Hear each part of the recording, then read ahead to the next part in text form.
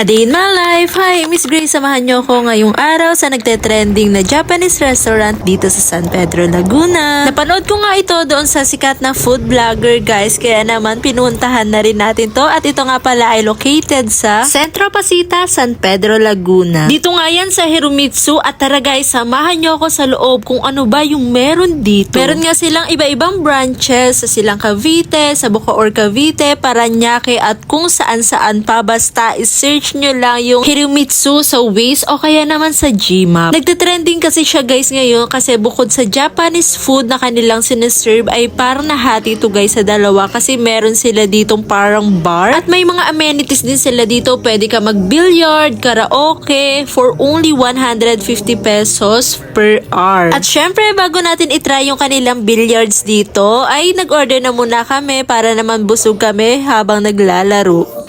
Hi everyone! So ayan, nandito kami ngayon sa Hiromitsu.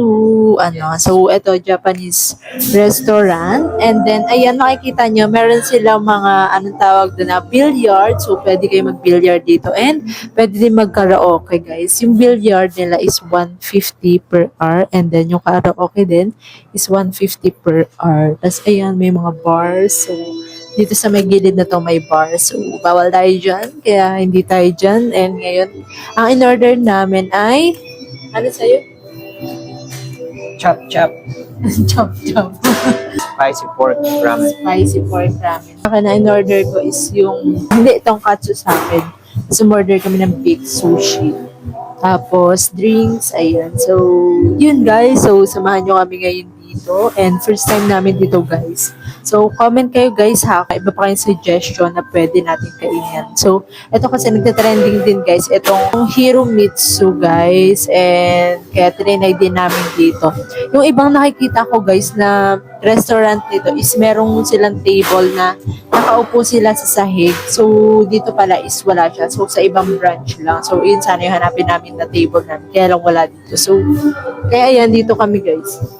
Let's go. Yan, lumipat muna kami dito sa kanina namin pwesto kasi merong maglalaro doon. So, kasi kami kakain muna kami bago kami mag-billiard. So, nandito ulit kami.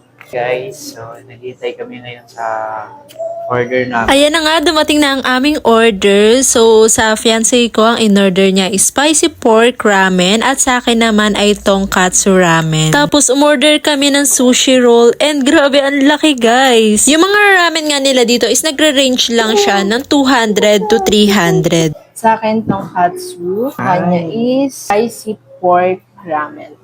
Lord, thank you for this food, Panginoon. Magbigay ito sa amin ng kalakasan. Salamat, Lord, palagi sa blessing mo sa amin. Patuloy o gagawin palagi mo. Puri ka namin, sinasan Lord, this name. Amen. Yung ramen ko nga is 260 lang, tapos sa kanya naman ay 270. Tapos yung sushi roll na yan is 180. Tapos 6 na siya.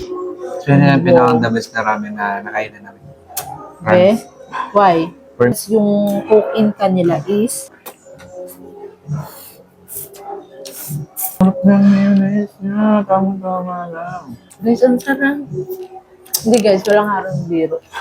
Kasi sa ibang ramen talaga guys, Yes. alam mo yun na di-disappoint ka na medyo maalat, ganyan. Pero ito guys, ang sarap niya.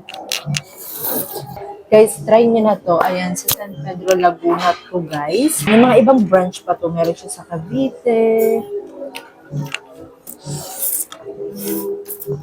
Kung sa kabito, punta natin. Ah, Try na. Baka doon meron yung ano, yung upuan sa sahig.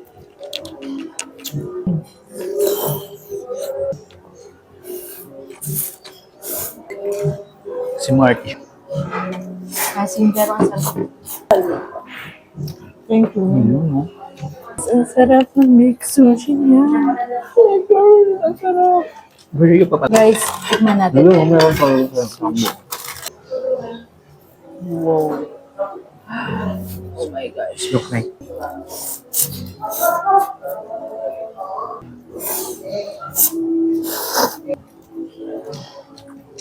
Ano? Ang ganun siya gusto. Wait lang. Kumain ka.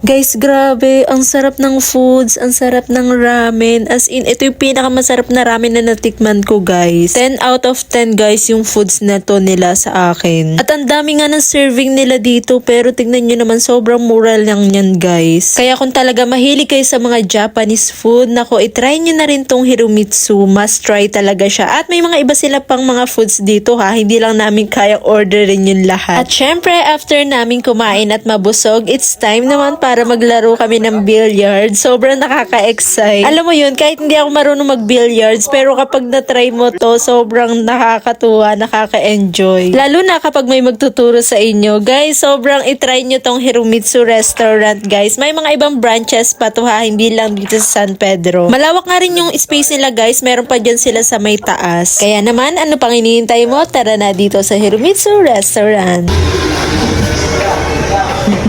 Take out, pinaubos.